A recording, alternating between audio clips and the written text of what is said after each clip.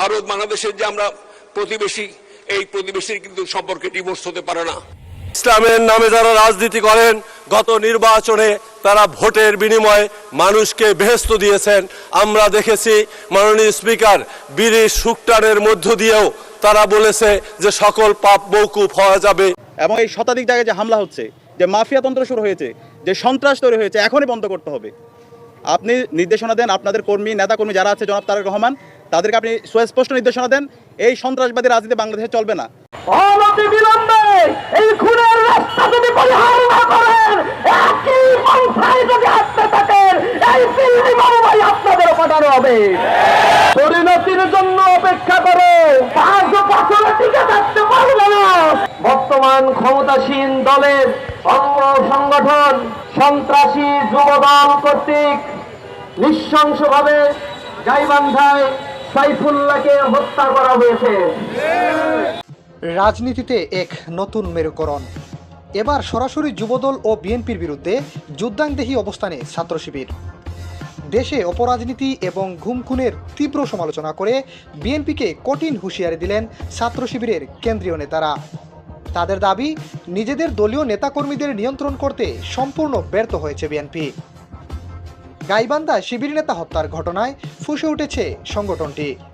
যুবদলের বিরুদ্ধে স্পষ্ট অবস্থান নিয়ে ইসলামী ছাত্র শিবিরের কেন্দ্রীয় সভাপতি সাদ্দাম হোসেন সরাসরি আলটিমেটাম দিয়ে বলেছেন, আমরা দেখেছি গাইবান্ধায় কিভাবে একজন শিবির নেতাকে নির্মমভাবে হত্যা করা হয়েছে।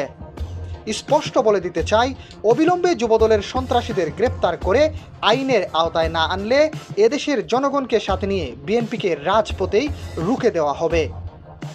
এদিকে সুর আরও চড়াও করেছেন শিবিরের অন্যতম শীর্ষ নেতা ও ডাকসু ভিপি সাদিক কায়েম। সরাসরি বিএনপির শীর্ষ নেতৃত্বকে টার্গেট করে তিনি মাফিয়াতন্ত্রের অভিযোগ তোলেন। বিএনপির ভারপ্রাপ্ত চেয়ারম্যানের উদ্দেশ্যে তিনি বলেন, বিএনপি দেশে নতুন করে মাফিয়াতন্ত্র ও সন্ত্রাসবাদ শুরু করেছে।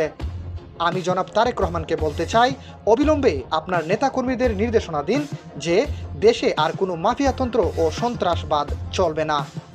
এখানেই শেষ নয়, বিএনপির কঠোর সমালোচনা করে সাদিক কায়েম আরও যোগ করেন, তারা মূলত দায় দিয়ে দাও এর রাজনীতি করছে। বিএনপি এক অর্থে আওয়ামী লীগের পারপাস সার্ভ করছে। সুতরাং আওয়ামী লীগ যে পথে হাঁটছে, বিএনপিও এখন সেই পথেই হাঁটছে।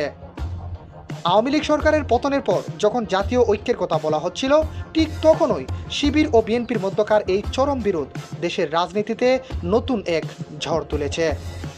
রাজপথে রুখে দাঁড়ানোর এই হুঁশিয়ারি কি কেবলই মুখের কথা, নাকি জল গড়াবে বহুদূর? আপনার কি মনে হয়? কমেন্ট করে জানান আপনার মতামত। ভিডিওটি শেয়ার করে ছড়িয়ে দিন সবার মাঝে।